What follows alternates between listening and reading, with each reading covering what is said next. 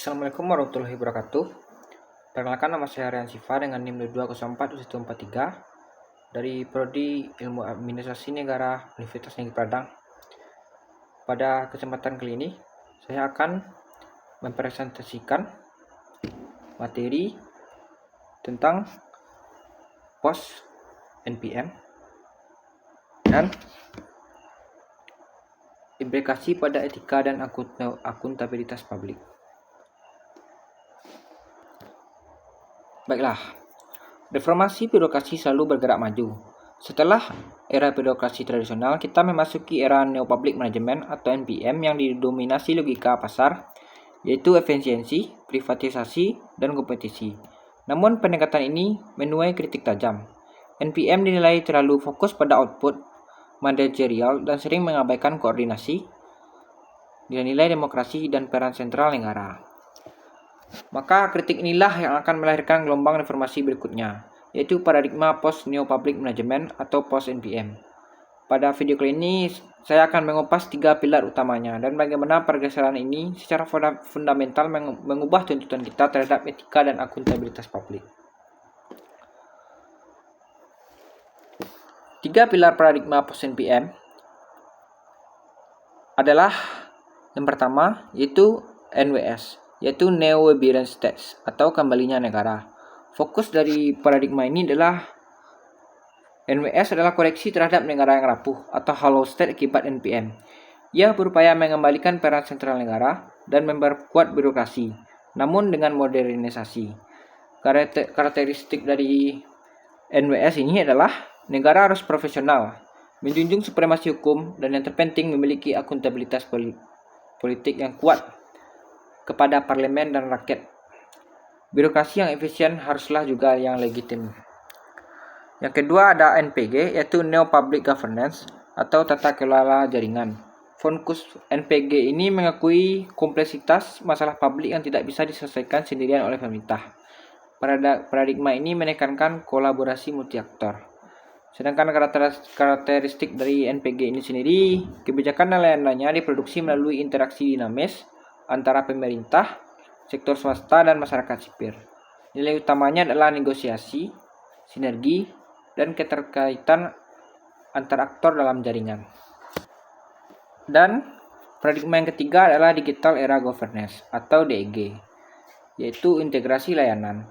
Fokus DEG adalah pemanfaatan teknologi informasi dan komunikasi atau TIK untuk mengatasi fragmentasi yang ditinggalkan oleh NPM.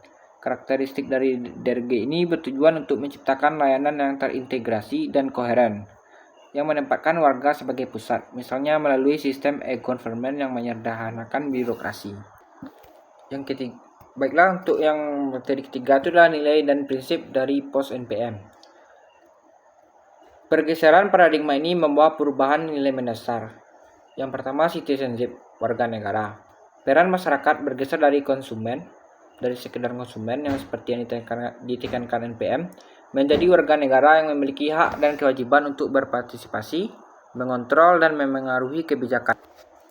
Nilai dan prinsip yang kedua adalah kolaborasi. Kolaborasi menjadi modus operandi baru. Solusi publik harus melalui kemitraan dan co-production, bukan sekedar outsourcing atau dikotomisasi negara dan pasar. Yang ketiga adalah demokrasi. Nilai demokrasi dikuatkan melalui penguatan kontrol politik dan peningkatan partisipasi publik. Tujuannya adalah memastikan kebijakan publik memiliki legitimasi dan responsivitas yang tinggi. Yang keempat, peran teknologi. Sementara DEG membawa banyak manfaat, kita harus waspada terhadap jebakan teknologi determinisme, yaitu anggapan bahwa teknologi akan menyelesaikan semua masalah politik dan manajerial secara otomatis. Penggunaan teknologi harus tetap dilandasi oleh nilai-nilai etik. Yang keempat, itu implikasi pada etika dan akuntabilitas publik. Implikasi terbesar post NPM terasa pada cara kita mendefinisikan tanggung jawab publik. Yang pertama, itu implikasi terhadap etika publik, yaitu yang nomor satunya etika birokrasi. WNS menghidupkan kembali penekanan pada profesionalisme, netralitas, dan integritas birokrat sebagai garda terdepan pelaksana hukum. Yang kedua, etika jaringan. Dalam NPG, etika tidak hanya diatur oleh internal, muncul dan muncul isu-isu etika baru terkait konflik kepentingan dan perlunya kepercayaan antar aktor dalam kolaborasi.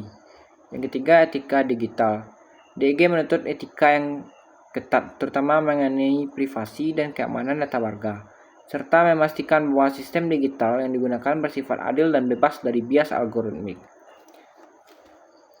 Selanjutnya, implikasi terhadap akuntabilitas publik.